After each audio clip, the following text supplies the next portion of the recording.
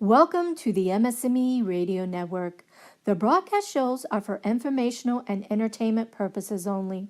They are not designed to provide listeners with specific personal, medical, or counseling advice. Individuals with a medical issue should always consult their healthcare provider.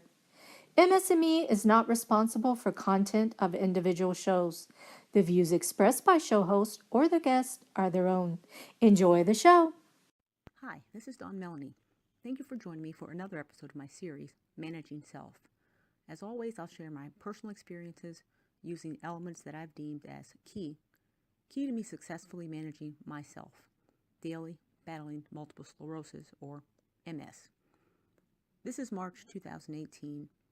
19 years ago, I was diagnosed with relapsing remitting MS. And since then, I do believe that I've gotten stronger mentally, stronger spiritually, and stronger physically. How?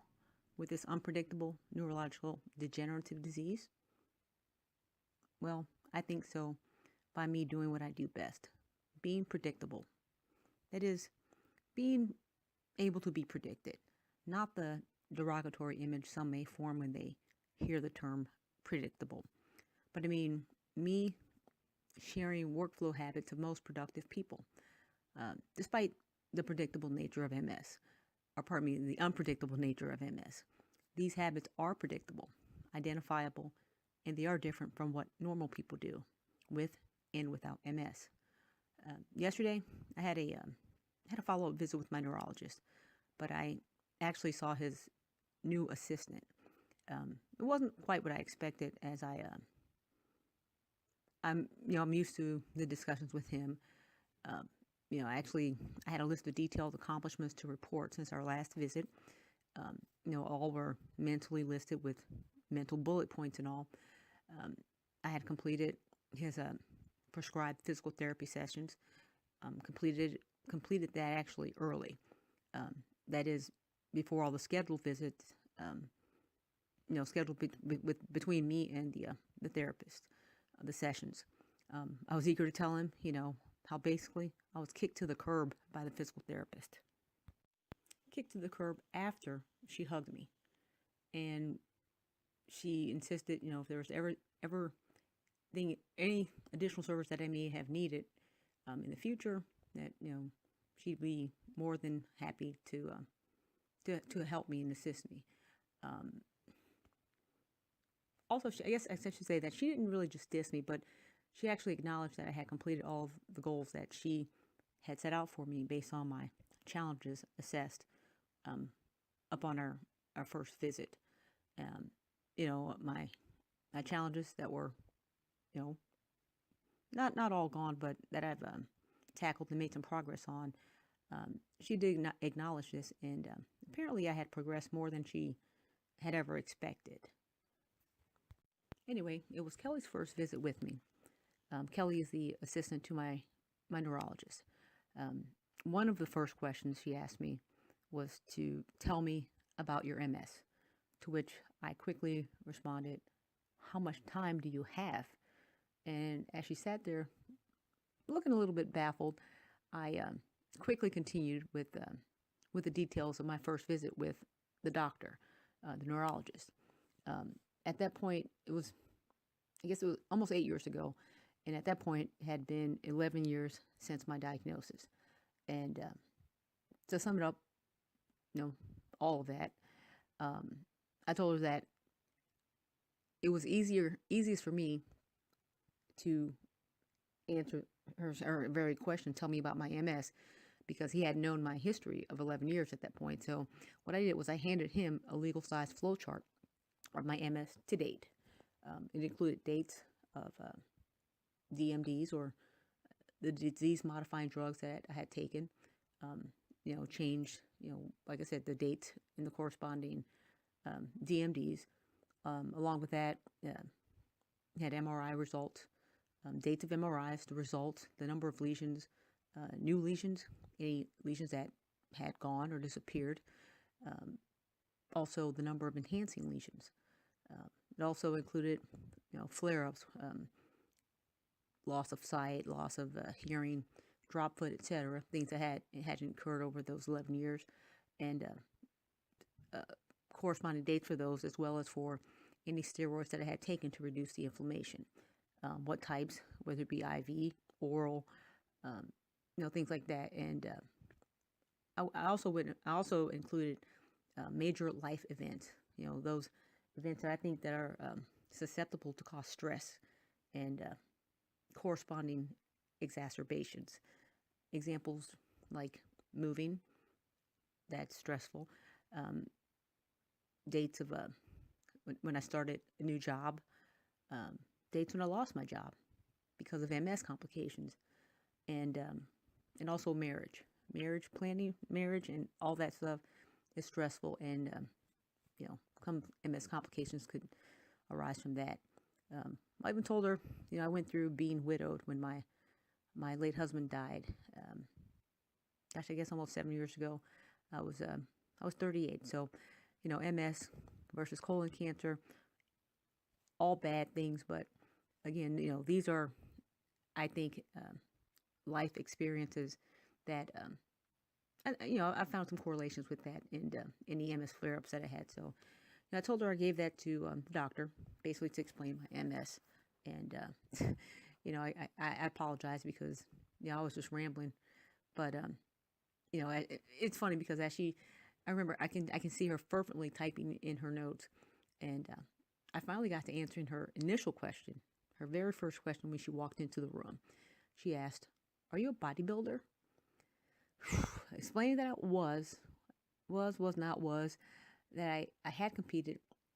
My last show was 5 years ago, and that the doctor he actually had the picture scanned and put into my files.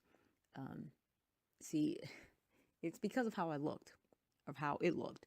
My physical appearance, my absolute burst of continued energy. I had to explain my MS to her, make it clear to her by describing it in more detail, or simply revealing relevant facts about my MS. I gave her fact after fact after fact after fact. Facts which I rattled off pretty much effortless. I had dates, I had prescription names, generic and formulary, current dosages, even the trial and error stuff that I had tried. A lot has occurred in over 19 years. A lot. And because my ducks were lined in a row, the appointment was pretty much painless. Even better than that, I got out of there on time, which I totally appreciate. I don't like to be at appointments for a long period of time and have to drive home afterwards, especially when traffic is more likely to build up in the rush hour time of day. Anyway, it was earlier than I expected, and so I decided to go and continue my day with doing some or getting some errands taken care of since I was out and about. I left there and basically responded to a text message that I got when I was at the office, the doctor's office, that is, that my new eyewear was ready. So I started an approximate 60-mile trek across town to pick up my new eyewear. Like I said, my new glasses had arrived, and with my new prescription, which was needed. And vision is something I highly value, especially after losing it for a month just over 10 years ago. And despite the forecast of continued inclement weather here in North Texas, there was rain with some thunderstorms in the forecast. I made my way, across town pretty deliberately, not rushing, just keeping the end in mind. That is me getting my new spectacles, with the updated prescription, especially since the doctor gave me a fictitious award of the patient with the most astigmatism for the week. Then I went back halfway back across town, about 20 miles or so, to pick up a prescription, actually my fatigue prescription. And after that, I said, okay, time to do me. So after that, I did me. I figured, I owed myself some time to relax. Not that I was stressed, but I knew a couple of hours in the gym would be relaxing. I figure I can never have too much of that. never too much relaxation. So I went to the gym. I think I probably spent probably 2.5 hours there. Um, I don't know how. Well, yeah, I did meet a couple friends there, so some of that was talking. So not all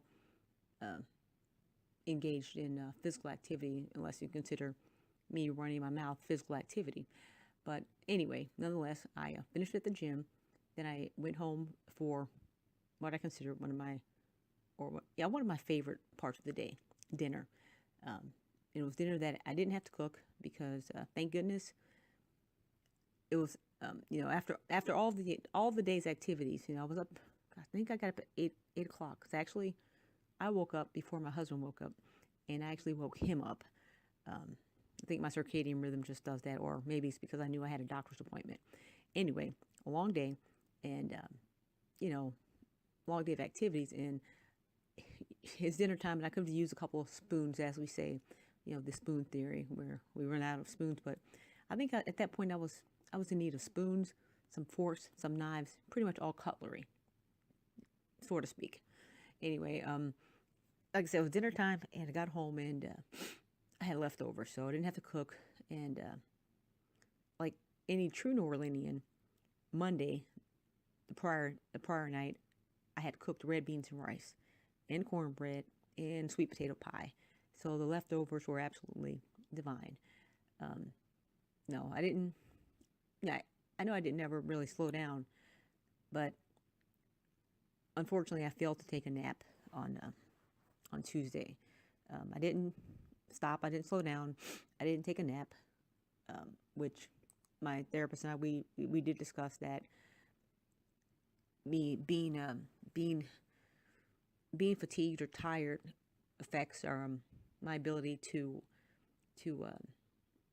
execute balance, whether standing, particularly in walking. So I may have the wobble, or they're not very stable fluid motions in walking. So not only do we need our muscle strength, or we rely on our vision, but also if our muscles are weak and not rested, it makes balance and walking and coordination like that challenging. So I know that, and like I said, unfortunately, I didn't take a nap yesterday.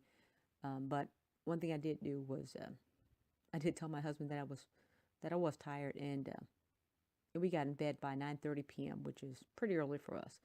And we actually wound down doing the usual, watching cooking competitions on television. Again, you must know by now that I do love food. I was exhausted, pleasantly exhausted. I was tuckered in an enjoyable manner. I had accomplished so much in one day. My husband, he easily detected my extreme fatigue, but I wasn't bummed about it. In fact, I was stoked about it. The old Dawn was in action that day, all day. I know that I need to pace myself, but I also know what makes me feel my best. Simply stated, there's a strong positive correlation with my happiness and my achievements. And that's nothing new for me. I consider myself to be abnormally productive, basically doing more than the average person would think I would be able to do. Now, basically, I've always, like I said, I like successes, and I've had a habit to integrate habits into my workflow, or my method of doing things or getting things done, similar to the habits of proven successful people in history. One thing Ben Franklin said was to start early, and I've always started early. Um, when I was younger, I would get up earlier than most folks to just kind of ease into my day and get ready, have a healthy breakfast, or have a breakfast, and not to rush, things like that. So I've always been an early starter, but with MS, I understand that I can't start as early as some would, you know, recommend. Like some say, it's best probably to get up at like 5 o'clock in the morning because there's less interruptions. But unfortunately, I just can't function at that hour.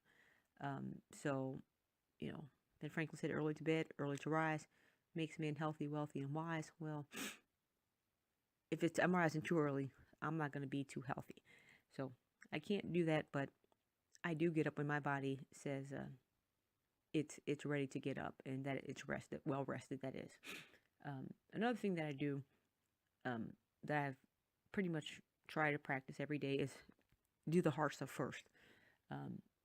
Ask myself, if I only get like one thing done today, what must that one thing be? This I try to do first. Um, then I'll move on to the second and so forth items on my list. Also, I work in blocks of time. Not, I can't, I'll be honest, I generally don't work in a linear fashion as far as A, B, C, D, not like that. I generally work in a, C, Z. I'm back and forth all over the place, but I don't know. I've always done like that, and my deal is as long as I get the task completed or the job done, so be it.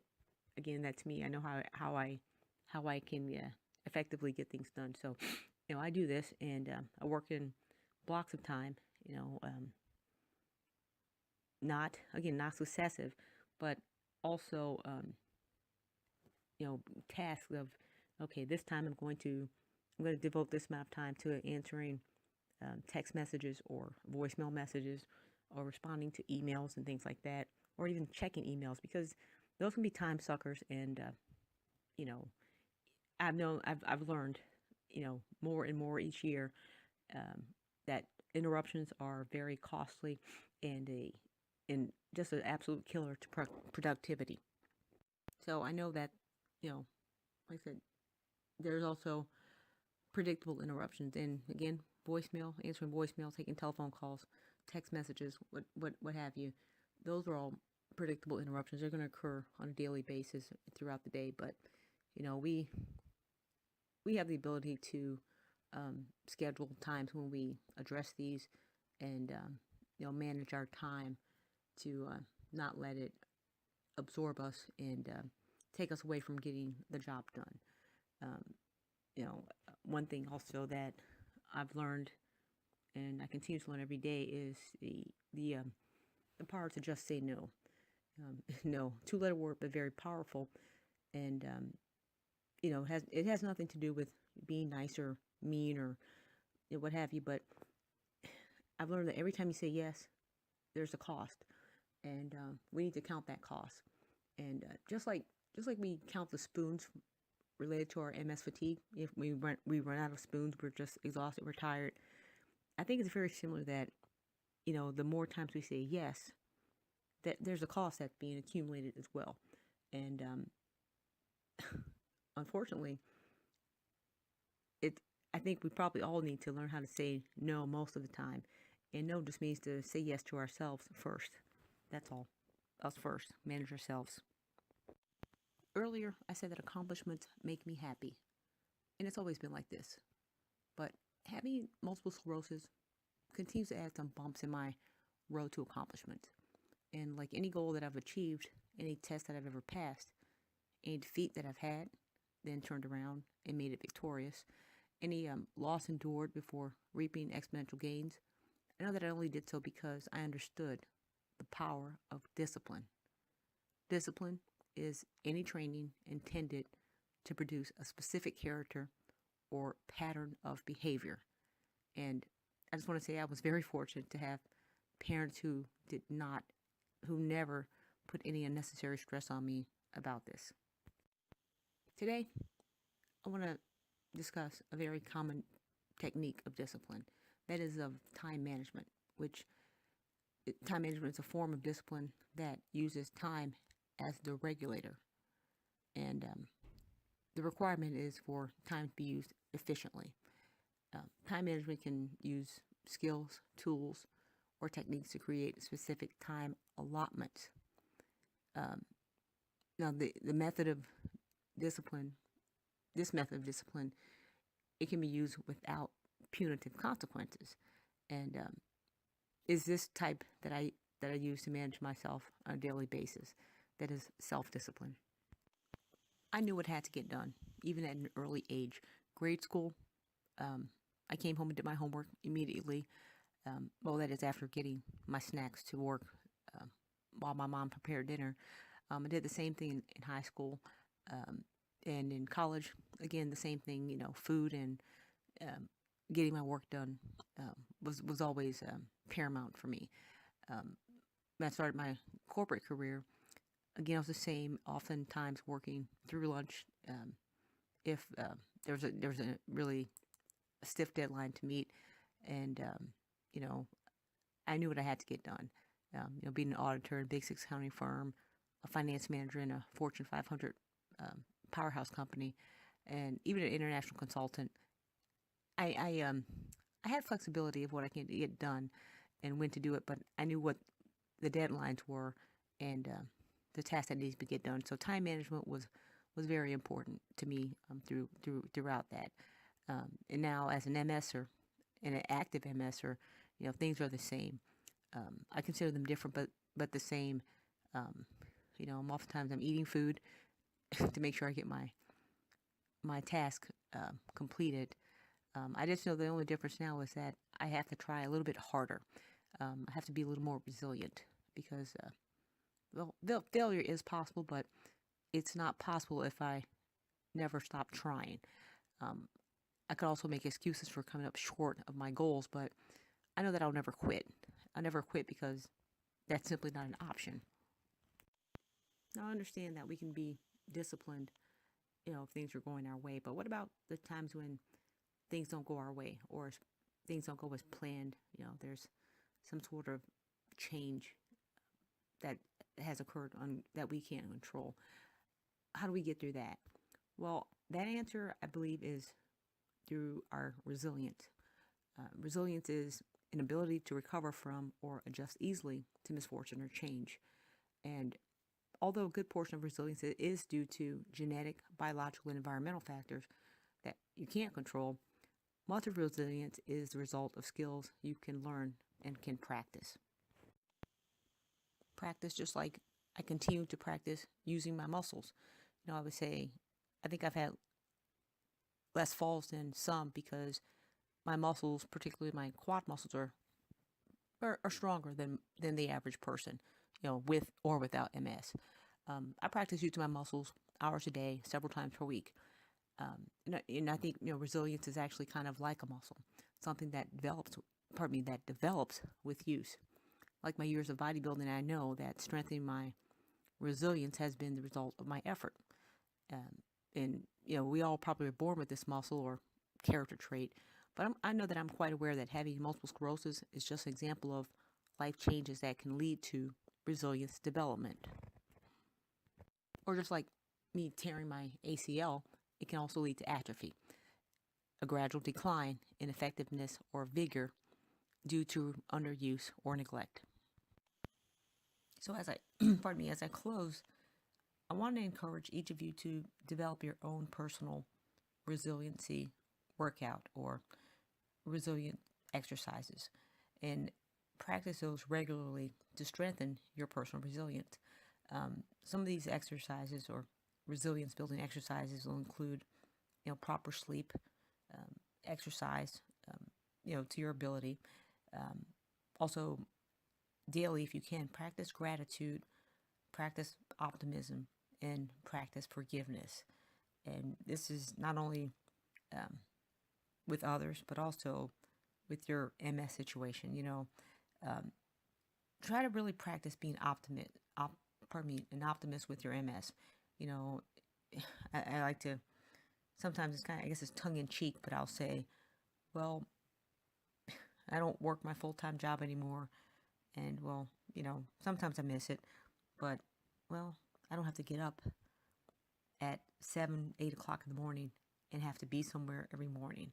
Try to look at, I have a tendency to look at the glass as half full, not half empty ever. So again, just little exercises like this. Try to, like I said, try to build your own personal resilience building exercise workout and practice it on a daily basis. And hopefully that repetition will lead to a habit and will strengthen your own personal resilience. And, at the end of the day, there's always room for improvement, but hopefully your resilience will be very formidable, proven ability to bounce back from any adversity that comes your way, particularly MS diagnosis or any of the complications that may occur over the years. Again, this is Dawn Melanie, and I thank you for listening.